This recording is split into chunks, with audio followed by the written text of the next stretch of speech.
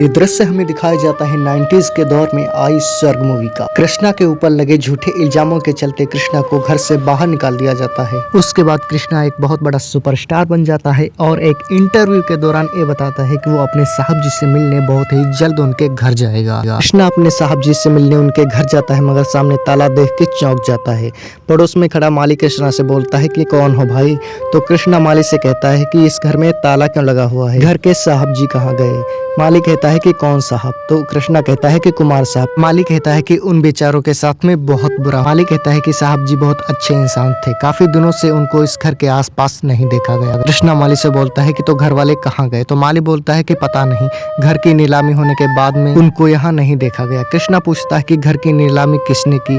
तो माली बताता है कि सेठ धनराज ने घर की नीलामी की। कृष्णा माली से पूछता है कि उनके परिवार वाले और भाई बहन का क्या हुआ? माली बताता है कि वो भाई नहीं कसाई थे, अपने भाई का रुपया हड़प कर उन्होंने फैक्ट्री डाली और उनको घर से बाहर निकाल दिया। कृष्णा कहता है कि तो साहब जी ने उन्हें रोका क्यों नहीं? माली कहता है कि अपनी पत्नी के देहांत के बाद में बेचारे पागल से हो गए थे, उन्हें कुछ समझ में नहीं आया और बाहर बेचारे गरीबी की हालत में निकाल दिए गए। अपनी भाभी की मृत्यु सुनने के बाद में कृष्णा दुखी हो जाता है और आंखों में इंतकाम के आंसू लेकर साहब जी के भाई और सेठ धनराज से बदला लेने के लिए निकल पड़ता है। कृष्णा अपने घर जाने के बाद में अपने दोस्त से कहता है कि मैं अपने साहब जी के दुश्मनों को चुन चुन के बदला लूंगा और उन्हें बर्बाद कर दूंगा। कृष्णा के फंसाए हुए जाल में साहब जी के दोनों भाई फंस जाते हैं और अपने औकात से ज्यादा बड़ा टेंडा ले लेते हैं।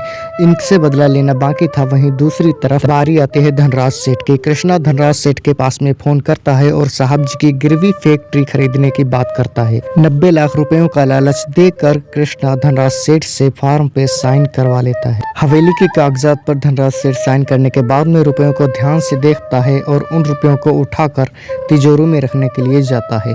अगली कहानी देखने के लिए वीडियो को लाइक और चैनल को सब्सक्राइब कर लीजिए। मिलते हैं नेक्स्ट वीडियो में, तब तक के लिए थैंक यू।